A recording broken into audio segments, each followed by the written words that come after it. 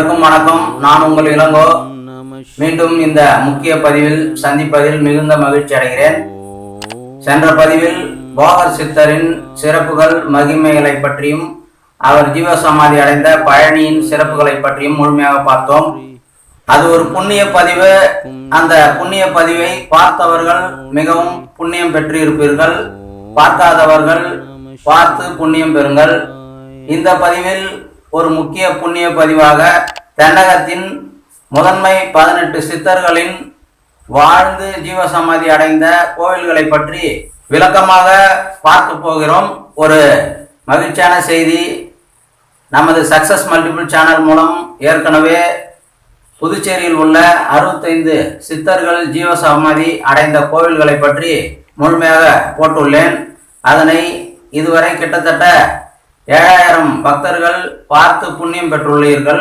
பார்த்து பயனடைந்த புண்ணியம் பெற்ற அன்பர்கள் சிலர் கமெண்ட்ஸில் சில கமெண்ட்ஸ்களை நல்லபடியாக தெரிவித்துள்ளீர்கள். எனவே அது எனக்கு மிகவும் ஆத்ம திருப்தியாகவும் சந்தோஷமாகவும் புண்ணியம் பெற்றதாகவும் நினைக்கிறேன். இது இறைவனுடைய அருளாலும் சித்தர்கள் அருளாலும் எனக்கு கிடைத்துள்ளது என்பதை இதன் மூலம் உங்கள் அனைவருக்கும் வணக்கத்துடன் தெரிவித்துக் கொள்கிறேன். மேலும் அந்த பதிவை தொடர்ந்து பார்த்து லைக் ஷேர் செய்து அனைவரும் புண்ணியம் பெறும்படி இதன் மூலம் கேட்டுக்கொள்கிறேன். நம்ம சக்சஸ் மல்டிபிள் சேனலுக்கு நீங்கள் புதியவராக இருந்தால் உடனே சப்ஸ்கிரைப் செய்து பக்கத்தில் பெல் ஐக்கானையும் அழுத்தினால் ஆல் என்று வரும். அதையும் அழுத்தினால் அனைத்து பதிவுகளும் வந்துவிடும். பார்த்து மகிழ்ச்சியாக பயன்பெறுங்கள். அன்பர்களே, பக்தர்களே, இப்பதிவில் 18 முக்கிய முதன்மை சித்தர்கள் ஜீவசமாதி அடைந்த கோவில்களை நேரில் பார்த்து புண்ணியம் பெற்ற அனுபவம் கிடைக்கும். எனவே வீடியோவை இறுதி வரைக்கும் முழுமையாக பார்த்து புண்ணியம் பெறுங்கள். பக்தர்களே, முதலில் ஜீவசமாதி அடைவதை பற்றிய விளக்கத்தை தெரிந்து கொள்வோம். ஜீவன் என்றால் உயிர் என்று பொருள். உயிரோடு சமாதி அடைவதுதான் ஜீவசமாதி என்று பொருள். சாதாரண மனிதன் இறக்கும் பொழுது தன் உடலை விட்டு உயிர் பிரிந்துவிடும். அதாவது பிராணவாயுவானது மூக்கு, வாய் மற்றும் கபாலம் வழியாக பிரிந்துவிடும். அப்படி பிராணவாயு பிரிந்தவுடன் உடல் உப்ப ஆரம்பித்துவிடும். அதனை பூத உடல் என்றும் பிணம் என்றும் கூறுகிறோம். அந்த உடலை பூமியில் புதைத்த பின் அது அழுகி மண்ணில் உள்ள உயிரினங்கள் அரித்து சாப்பிட்டுவிடும். ஏனென்றால் ஜீவன் என்ற உயிர் பிரிந்தவுடன் மனிதன் உயிரற்ற உடலாக மாறிவிடுகிறான். அவனால் மீண்டும் உயிர்ப்பிக்க முடியாது. ஆனால் சித்தி பெற்ற சித்தர்கள், முனிவர்கள், மகான்கள், ஆழ்வார்கள், ஜீயர்கள் என்று சொல்லக்கூடியவர்கள் எல்லோரும் அனுதினமும் சிவத்தில் இறைவனை சிந்தையில் நிறுத்தி சதாசிவம் என்று ஐக்கியமாகி இருந்தும் பல நூறு பல ஆயிரம் ஆண்டுகள் யுகங்கள் கடந்தும் வாழ்ந்து ஜீவமுக்தி பெற்று ஜீவசமாதி அடைகிறார்கள். அப்படி சித்தர்கள் ஜீவசமாதி அடையும் பொழுது தங்களுடைய உடலில் உள்ள ஜீவனான உயிரை, பிராணவாயுவான மூச்சுக்காற்றை கபாலத்திலிருந்து மேலே இழுத்து அனைத்து நாடிகளையும் துடிக்காமல் நிறுத்தி இதயத்தையும் நிறுத்தி மண்டையின் மேல் உச்சியில் ஓம் என்ற பிரணவ ஒலியில் நிறுத்தி அதிலேயே லயித்து உச்சி வழியே பரம்பொருளான இறைவனோடு சுத்த ஆத்மாவாக கலந்து விடுவார்கள். எப்படி ஒரு உடலில் புதிதாக பிறக்கும் பொழுது உயிரானது சுத்த ஆத்மாவாக கலக்கிறதோ அதே போல ஜீவசமாதி அடையும் பொழுதும் சித்தர்கள் சுத்த ஆத்மாவாக மாறி இறைவனோடு கலந்து விடுகிறார்கள். இப்படி கலக்கும் பொழுது இவர்களின் உடல் சுருங்கி விடுகிறது. உடலின் தலைப்பகுதி உஷ்ணமாகவும் உடலின் மற்ற பகுதிகள் குளிர்ச்சியாகவும் மாறிவிடும் என்றும் கூறப்படுகிறது. அதே போல ஜீவசமாதி அடைந்த உடல் உப்பாது, நாற்றமடிக்காது, அழுகாது. பூமியிலோ குகையிலோ இருந்தாலும் பூமியில் உள்ள எந்த உயிராலும் அழிக்கவோ அரிக்கவோ தின்னவோ முடியாது என்ற அளவிற்கு தூய உடலாக மகா ஆத்மாவாக இருக்கும் என்று கூறப்படுகிறது. இப்படி பல நூறு ஆண்டுகள் பல ஆயிரம் ஆண்டுகள் கடந்தும் அதே உடலில் உயிர்ப்பித்து சித்தர்கள் மீண்டும் வருவார்கள் என்றும் கூறப்படுகிறது. இது மட்டுமல்லாமல் சித்தர்கள் தங்கள் ஜீவனை, உயிரை பஞ்சபூதங்களான நீர், நிலம், காற்று, நெருப்பு, ஆகாயம் போன்றவற்றிலும் கலந்துவிட்டு தங்கள் உடலையும் மறைத்து விடுவார்களாம். மேலும் சில சித்தர்கள் உடலை ஒரு இடத்தில் வைத்துவிட்டு உயிரை வேறு உடலில் சேர்த்து உயிர்ப்பித்து விடுவதும் கூடுவிட்டு கூடு பாயும் வித்தையை கற்று அற்புத நிகழ்வுகளை நிகழ்த்தியும் காட்டியுள்ளனர் என்றும் அறிய முடிகிறது. இப்படிப்பட்ட சக்தி உடைய சித்தர்கள் தங்கள் தூய உடலில் ஜீவனை உயிரை இறைவனோடு கலந்து வாழும் இடமே ஜீவசமாதி அடைந்த புனித இடமாக இருக்கிறது. அப்படி இவர்கள் ஜீவசமாதி அடைந்த இடங்களில் முக்கிய கோவில்கள் கட்டப்பட்டதோ அல்லது முக்கிய சக்தி நிறைந்த கோவில்கள் உள்ள இடத்தில் இவர்கள் ஜீவசமாதி அடைந்தார்களோ என்று ஆராய்ந்து பார்த்தால் சரியாக முழுமையாக விடை தெரியவில்லை. ஏனென்றால் பெரும்பாலும் மிக முக்கிய சக்தி நிறைந்த கோவில்கள் எல்லாம் புராண இதிகாச வரலாற்றுகளோடு ஒன்றிய கோவில்களாக உள்ளது. அதிலும் சில கோவில்களில் இறைவன் சுயம்பு மூர்த்தியாக தோன்றியுள்ளார். சில கோவில்களில் சித்தர்களே இறைவனை பிரதிஷ்டை செய்து வழிபட்டு வந்துள்ளனர். எப்படி இருந்தாலும் ஜீவசமாதியை அடைந்துள்ள கோவில்களில் இறைவனுடைய சக்தியும் சித்தர்கள், மகான்கள், ரிஷிகள், முனிவர்கள், ஆழ்வார்கள், ஜீயர்கள், நாயன்மார்கள் உடைய பாசிட்டிவ் வைப்ரேஷன் என்று சொல்லக்கூடிய காந்த அதிர்வலைகள் காற்றில் கலந்து அந்த குறிப்பிட்ட இடத்தில் சுற்றி கொண்டு இருப்பதினால்தான் அங்கு மிகப்பெரிய சக்தி தொடர்ந்து இருந்து கொண்டே இருக்கிறது. இதனால்தான் இப்படிப்பட்ட பழமையான சக்தியுடைய கோவில்களுக்கு சென்று நம் கோரிக்கைகளை குறைகளையும் சொல்லி வேண்டி சுற்றி வந்து வணங்கி வந்தால் உடனே வேண்டுதல்கள் நிறைவேறுகிறது. நம் மனதில் உள்ள கவலைகள், பாரங்கள் நீங்குகிறது என்பதை சென்று வந்தவர்கள் கண்டிப்பாக உணர்ந்ததினால்தான் மீண்டும் மீண்டும் அக்கோவில்களுக்கு செல்கிறீர்கள் என்பது 100% நிஜமாகிறது. இதனாலேயே நம் முன்னோர்கள் கோவில்களை முடிந்தவரை சுற்றி வந்து வணங்க வேண்டும் என்று அக்காலத்திலேயே கூறியுள்ளனர். இதுவரை எந்தெந்த கோவில்களில் எந்தெந்த சித்தர்கள் ஜீவசமாதி அடைந்துள்ளார்கள் என்று சிலருக்கு தெரிந்து வேண்டி வணங்கி வந்திருப்பீர்கள். ஆனால் பலரும் சித்தர்கள் பற்றியும் சித்தர்கள் ஜீவசமாதி இந்த கோவில்களில் தான் அடைந்துள்ளார்கள் என்று தெரியாமல் கூட சென்று வழிபட்டு வருகின்றனர். பக்தர்களே, இதுவரை அறியாமல் இருந்தாலும் இப்பதிவின் மூலம் தெரிந்து கொண்டு பதிவை லைக் செய்து வைத்து கொண்டும் சென்று வழிபட்டால் மேலும் வரங்களும் புண்ணியமும் கட்டாயம் கிடைக்கும் என்பதில் 100% நம்புங்கள். வாங்க இப்பொழுது தொடர்ந்து 18 சித்தர்கள் ஜீவசமாதி அடைந்த சக்தியுடைய பழமையான கோவில்களை பற்றி பார்ப்போம். முதல் சித்தர் அகத்திய சித்தர். அகத்தியர் சித்தர் கைலாயம் முதல் கன்னியாகுமரி வரை சென்று வந்தவர் என்பதும் வரலாறு கூறுகிறது. இவர் 4 யுகங்கள் வாழ்ந்தவர் என்றும் சொல்லப்படுகிறது. அகத்தியரை கும்பமுனி என்றும் அழைக்கப்பெற்றார். அகத்திய முனிவர் அக்னி தேவனால் கும்பத்தில் வாரிசாக உருவாக்கப்பட்டவர். கும்பமுனியான அகத்திய சித்தர் ஜீவசமாதி அடைந்த இடங்கள்: முதல் இடம் திருவனந்தபுரம் ஆனந்த சயன பெருமாள் கருவறையில் உள்ள சயன பெருமாளோடு ஜீவசமாதி அடைந்துள்ளார் என்றும், இரண்டாவது இடம் கும்பகோணத்தில் உள்ள ஆதி கும்பேஸ்வரர் கோவில் கருவறையில் உள்ள ஸ்ரீ கும்பேஸ்வரரோடு ஜீவசமாதி அடைந்துள்ளார் என்றும் கூறப்படுகிறது. இதில் திருவனந்தபுரம் பெருமாள் கோவில் திவ்யதேச தலமாக உலக புகழ்பெற்று மிக சக்தியுடன் விளங்குகிறது. அதேபோல சிவபெருமான் கும்பகோணம் மகாமக குலத்தில் கும்பத்திலிருந்து வெளிப்பட்டு ஆதி கும்பேஸ்வரராக சுயம்புலிங்க மூர்த்தியாக மிகவும் சக்தியுடன் வேண்டும் வரம் தந்து அருள்பாலித்து வருகிறார். சுயம்பு மூர்த்தி என்றாலே மிகவும் சக்தி உள்ள இடம். இரண்டாவது சித்தர் ஓம் ஸ்ரீ பதஞ்சலி முனிவர். இவர் 5 யுகங்கள் வாழ்ந்த மிக சக்தியுடைய சித்தராவார். இவரின் ஜீவசமாதி அடைந்த இடங்கள்: 1 ராமேஸ்வரம் ராமநாத சுவாமி கோவிலில் உள்ளது என்றும், 2வது திருச்சிக்கு அருகில் உள்ள திருப்பட்டூர் ஓம் ஸ்ரீ பிரம்மபுரீஸ்வரர் கோவிலிலும் என்று கூறப்படுகிறது. இக்கோவிலில் பிரம்மருக்கு தனி சன்னதி உள்ளது சிறப்பாகும். ராமேஸ்வரத்தில் ராமர் வழிபட்ட சிவலிங்கம் ராமநாத சுவாமியாகவும், ராமபக்த அனுமானால் காசியிலிருந்து கொண்டு வரப்பட்ட சுயம்புலிங்க மூர்த்தி காசிலிங்கமாகவும் இங்கு இருந்து ஒரே சன்னதியில் 2 மூலவர்கள் மிக சக்தியுடன் வரும் பக்தர்களுக்கு அருள்பாலிப்பதும் மிகவும் சிறப்பு வாய்ந்ததும் ஆகும். அதேபோல இது 12 ஜோதிலிங்க கோவில்களில் ஒன்றாகவும் சிறப்புடன் ராமேஸ்வரம் விளங்குகிறது. 3வது சித்தர் ஓம் ஸ்ரீ திருமூலர் சித்தர்.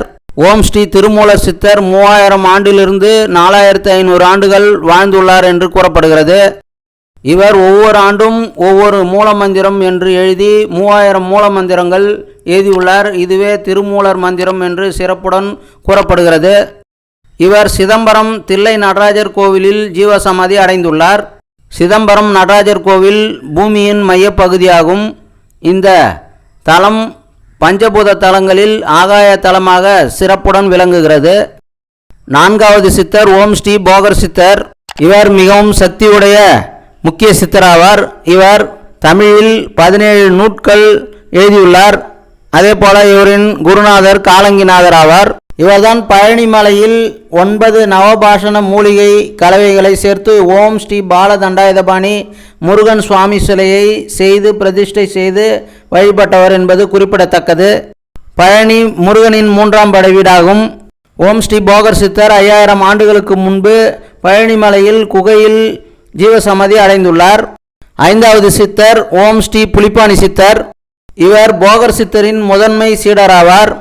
ஓம் ஸ்ரீ போகர் சித்தர் ஓம் ஸ்ரீ புலிப்பாணி சித்தர் தலைமையில்தான் பழனி முருகன் சிலையை 9 குழுக்களாக பிரித்து 9 நவபாஷணங்களை தயார் செய்துள்ளார். போகர் சித்தர் பழனி மலையில் ஜீவசமாதி அடைந்தவுடன் ஓம் ஸ்ரீ புலிப்பாணி சித்தர் தான் ஓம் ஸ்ரீ பாலதண்டாயுதபாணி முருகன் சிலைக்கு வழிபாடு செய்து வந்துள்ளார்.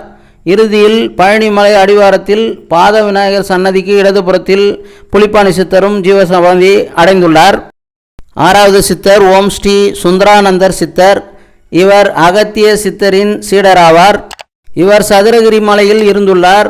சதுரகிரி மலையில் சிவலிங்கம் பிரதிஷ்டை செய்து திருக்கைலாயத்தில் நடந்த சிவன் பார்வதி திருமண கோலத்தை காட்சியை அகத்தியரின் அருளால் கண்டு சித்தி பெற்றவர்.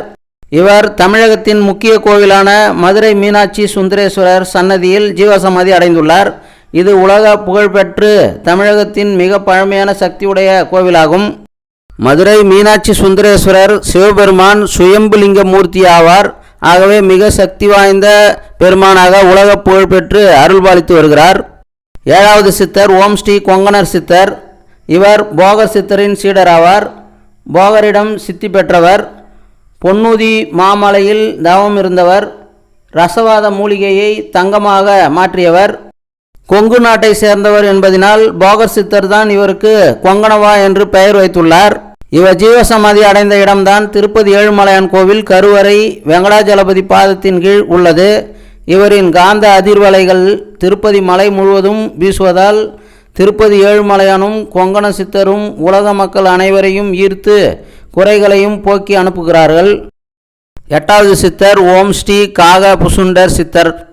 இவர் பிரளயம் அழிந்தவுடன் தோன்றிய முதல் சித்தர் என்று கூறப்படுகிறது. திருச்சி உறையூரில் புகழ்பெற்ற பஞ்சவர்ண சுவாமி கோவில் வெக்காளி அம்மன் கோவில் உள்ளது. இக்கோவிலுக்கு அருகில் சிறப்புடைய பழமையான ஸ்ரீ காசி விஷாலாட்சி சமேத காசி விஸ்வநாதர் கோவிலுக்கு பின்புறத்தில் சத்குரு ஸ்ரீ காக புசுண்டர் சித்தர் ஜீவசமாதி அடைந்துள்ளார். இவரும் மிகவும் சக்தி வாய்ந்தவர். இவரின் காந்த அதிர்வலைகள் இங்கு வீசுவதினால் வேண்டும் வரம் கிடைக்கும். 9வது சித்தர் ஓம் ஸ்ரீ ராமதேவர் சித்தர். இவர் ஓம் ஸ்ரீ போகர் சித்தரால் மக்கா நகரிலிருந்து தமிழகத்தின் சதுரகிரி மலைக்கு அழைத்து வரப்பட்டவர். இவரை அரபு நாட்டில் யாக்கோப் என்று பெயரிட்டு அழைத்தார்கள். இவரும் மிகவும் சக்தி படைத்தவர். இறுதியில் மதுரை அழகர் கோவிலில் ஜீவசமாதி அடைந்துள்ளார். அழகர் கோவில் புராண வரலாற்று சிறப்புமிக்க சக்தி வாய்ந்த கோவில். உலக புகழ்பெற்ற திருவிழாவான கள்ளழகர் வைகை ஆற்றில் இறங்கும் திருவிழா மிகவும் பிரசித்தி பெற்றது. 10வது சித்தர் ஓம் ஸ்ரீ தன்வந்திரி சித்தர். இவர் சிவபெருமானால் பூலோகத்தில் மருத்துவம் தொண்டு செய்ய தன்வந்திரி என்ற திருநாமத்தோடு தோன்றி சித்தி பெற்றவர். பூமியில் தோன்றிய 4448 நோய்களுக்கும் மருத்துவம் செய்தவர். முருகனுக்கும் நரகாசூரனுக்கும் ஏற்பட்ட போரில் காயமடைந்தவர்களுக்கு மருத்துவம் செய்தவர் என்றும் கந்த புராணத்தில் கூறப்படுகிறது. பின்னர் சிவபெருமானே வைத்தியராக பூமிக்கு வந்து வைத்தியம் பார்த்த இடம்தான் வைத்தீஸ்வரன் கோவில். இந்த வைத்தீஸ்வரன் கோவிலின் மூலவர் கருவறைக்கு பின்னால் உள்பிரகாரத்தில் ஸ்ரீ தன்வந்திரி சித்தர் ஜீவசமாதி அடைந்துள்ளார். அங்கு இவரின் சிலை வைக்கப்பட்டுள்ளது. இக்கோவில் செவ்வாய் கிரக தோஷ பரிகார தலமாகவும் விளங்குகிறது. செவ்வாய் கிரகத்திற்கு தனி சன்னதி உள்ளது. பல்லாயிரம் குடும்பங்களுக்கும் இக்கோவில் குலதெய்வமாகவும் விளங்குகிறது. 11வது சித்தர் ஓம் ஸ்ரீ கமலமுனி சித்தர். இந்த கமலமுனி சித்தரும் மிகவும் சக்தி வாய்ந்த சித்தராவார். இவர் ஜீவசமாதி அடைந்த இடம் தமிழகத்தின் மிக முக்கிய கோவிலான திருவாரூர் வான்மீக ஈஸ்வரர் கோவிலாகும். இங்கு இறைவியின் பெயர் கமலாம்பாள். இந்த கமலாம்பாள் அம்மன் சன்னதிக்கு எதிரில்தான் ஓம் ஸ்ரீ கமலமுனி சித்தரின் ஜீவசமாதி அடைந்த ஜீவபீடம் உள்ளது. இக்கோவிலுக்கு பல சிறப்புகள் உள்ளன. இக்கோவிலில் சிவபெருமான் சுயம்பு லிங்கமாக வான்மீகநாதராக தோன்றி மிகவும் சக்தியுடன் அருள்பாலித்து வருகிறார். இந்த கமலாம்பாள் அம்மன் 51 சக்தி பீடங்களில் ஒரு சக்தி வாய்ந்த நாயகியாக திகழ்கிறாள். கோவில் 5 வேலி, குளம் 5 வேலி, ஓடை 5 வேலி என்று மூன்றும் 5 வேலி நிலமாக கொண்டதாகும். கோவிலின் உள்ளேயே 365 சிவலிங்கங்கள் தனித்தனி சன்னதியாக உள்ளதும் மிக சிறப்பாகும். திருவாரூர் கோவில் தேர் என்பது மிகப்பெரிய மிக அழகான தேராகும். இந்த தேர் உலக பிரசித்தி பெற்றதாகும். இந்த தேர் திருவிழாவும் உலக பிரசித்தி பெற்றதாகும். யமதர்மன் சிவனிடம் வேண்டி வரம் பெற்ற தலமாகும். எனவே சண்டிகேஸ்வரருக்கு பதிலாக யமன் சிவனிடம் வேண்டும்படி இத்தலத்தில் உள்ளது.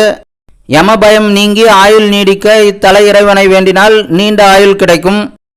தேவார பாடல் பெற்ற தலமாகும். சப்தவிடங்கை என்று சொல்லக்கூடிய 7 தியாகராயர் கோயில்களில் முதல் தியாகராயர் தலமாகவும் சிறப்புடன் விளங்குகிறது. திருவாரூரில் பிறந்தாலே முக்தி என்றும் கூறப்படுகிறது.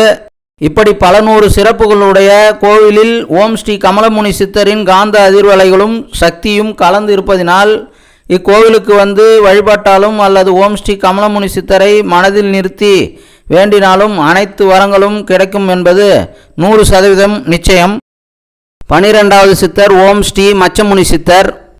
இவர் மச்ச அவதாரத்திலிருந்து உருவானதால் மச்சமுனி என்று பெயர் பெற்றார். இவர் முருகனின் முதல் படைவீடான மதுரை திருப்பரங்குன்றம் கோவிலின் பின்பகுதியில் உள்ள மலையின் மேல் கைலாசநாதர் சன்னதிக்கு அருகில் உள்ள சுனை ஊற்று நீரில் ஜல சமாதி அடைந்துள்ளதாக கூறப்படுகிறது. இவரின் காந்த அதிர்வலைகள் அந்த மலைக்கோவில் முழுவதும் காற்றோடு கலந்துள்ளது. தமிழகத்திற்கும் முருகனுக்கும் முக்கிய சக்தி வாய்ந்த பழமையான வரலாற்று சிறப்புமிக்க கோவிலாகும் இது. 15வது சித்தர் ஓம் ஸ்ரீ கோரக்கர் சித்தர். இவர் மச்சமுனி சித்தரின் சீடராவார். மச்சமுனி சித்தரால் விபூதி சாம்பலில் உருவானவர் கோரக்கர் சித்தர். மச்சமுனி சித்தரால் கோரக்கர் என்று பெயர் பெற்றார். இவர் கைலாயம் முதல் தென்னகம் வரை வாழ்ந்து சில இடங்களில் ஜீவசமாதி அடைந்துள்ளதாக கூறப்படுகிறது. இவர் கூடு விட்டு கூடு பாயும் வித்தை கற்றவர். இவர் நாகப்பட்டினத்திற்கு அருகில் வடக்கு பொய்கை நல்லூரில் ஜீவசமாதி அடைந்துள்ளார். மிக சக்தி உடைய கோவில் கொண்டு வரும் பக்தர்களுக்கு வரம் தந்து அருள்பாலித்து வருகிறார். 14வது சித்தர் ஓம் ஸ்ரீ பாம்பாட்டி சித்தர்.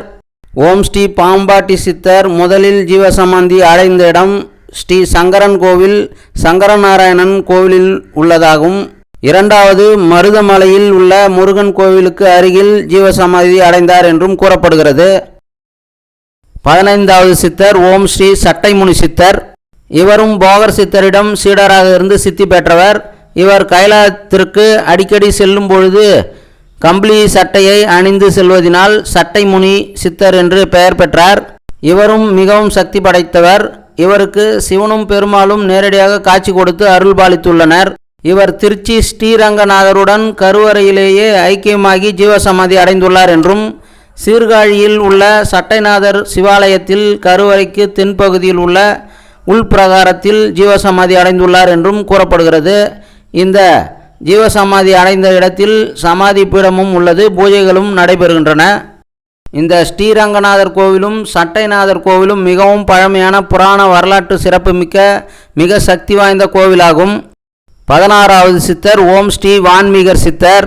இவர் வட இந்தியாவை சேர்ந்தவர். நாரதரின் ஆலோசனைப்படி இவர் வால்மீகி என்று பெயருடன் இராமாயண இதிகாசத்தை முதலில் இயற்றியவர். இவர் தென்னகத்திலும் வாழ்ந்துள்ளார். இறுதியில் எட்டிக்குடி முருகன் ஆலயத்தில் ஜீவசமாதி அடைந்துள்ளார். வால்மீகி வடமொழியில் எழுதிய இராமாயண இதிகாசத்தை தான் கம்பர் தமிழ் மொழியில் மொழிபெயர்த்து எழுதியுள்ளார். இதனால்தான் அது கம்பராமாயணம் என்று அழைக்கப்பட்டுள்ளது. ஆகவே வான்மீகர் என்று அழைக்கக்கூடிய வால்மீகி சித்தரும் மிகவும் சக்தி பெற்றவர். 17வது சித்தர் ஓம் ஸ்ரீ கருவூரார் சித்தர். இவரும் போகர் சித்தரின் சீடராவார். இவரும் மிகவும் சக்தி படைத்தவர். இறைவன் இவருக்கு நேரடியாக காட்சி கொடுத்து அருள்பாலித்துள்ளார் என்பதும் சிறப்பாகும்.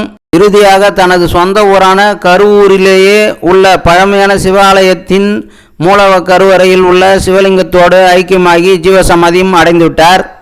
கரூர் இன்று உலகில் மிக வளர்ந்த ஊராக விளங்குவதற்கு இவரின் அற்புத சக்தியும் ஒரு முக்கிய காரணமாகும்.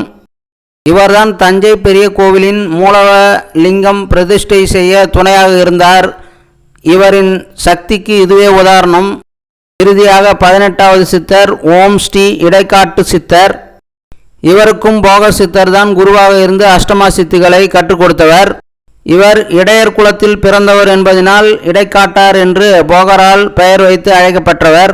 இவர் பஞ்சபூத தலங்களில் அக்னி தலமாக விளங்கக்கூடிய திருவண்ணாமலையில் சிவனே அண்ணாமலையாக அக்னி ஜோதியாக, அதாவது முதலும் முடிவும் நானே என்று சொல்லும் அடிமுடி காணாத அண்ணாமலையாக லிங்கோத்பவராக மிக சக்தியுடன் கோவில் கொண்டுள்ள சன்னதியில் உள்ளே ஜீவசமாதி அடைந்துள்ளார். அண்ணாமலையாரின் சக்தியாக விளங்கக்கூடிய அந்த திருவண்ணாமலை சக்தியும் இந்த இடைக்காட்டர் சித்தரின் சக்தியும் கோவிலையும் மலையையும் சுற்றி காந்த அதிர்வலைகள் மீண்டும் மீண்டும் அனைவரையும் அழைக்க செய்து வரங்களையும் கொடுக்கும் புண்ணிய தலமாக புகழ்பெற்று விளங்குகிறது. பக்தர்களே, இதுவரை இப்பதிவில் பார்த்த 18 முக்கிய சித்தர்கள் ஜீவசமாதி அடைந்த கோவில்கள் அனைத்துமே மிக சக்தி வாய்ந்த காந்த அதிர்வலைகள் உள்ள மிக பழமையான உலக புகழ்பெற்ற கோவில்களாகும். ஆகவே இக்கோவில்களுக்கு முடிந்தவரை நேரில் சென்று இறைவனையும் சித்தர்களையும் வணங்கினாலே அனைத்து குறைகளும், திருமண தடை, குழந்தை பாக்கியம், படிப்பு, வேலைவாய்ப்பு, பதவி உயர்வு, வழக்கு பிரச்சனைகள், கடன் தொல்லைகள், நோய் நொடிகள், பிரம்மகத்தி தோஷம், பித்ரு தோஷங்களும் முழுவதுமாக நீங்கி மன நிறைவோடு மன நிம்மதியாக சந்தோஷமாக குடும்பத்துடன் ஒற்றுமையாக வாழலாம். என்ன பக்தர்களே, இந்த புண்ணிய பதிவு உங்களுக்கு மிகவும் உபயோகமாக இருந்திருக்கும். எனவே இந்த புண்ணிய பதிவை அவசியம் லைக் செய்து வைத்து கொள்ளுங்கள். அடிக்கடி தேவைப்படும். அதே போல் இந்த புண்ணிய பதிவை உங்கள் சொந்தங்கள், நண்பர்கள், வாடிக்கையாளர்கள், பிள்ளைகள் அனைவருக்கும் ஷேர் செய்து நீங்களும் புண்ணியம் தேடிக்கொள்ளுங்கள்.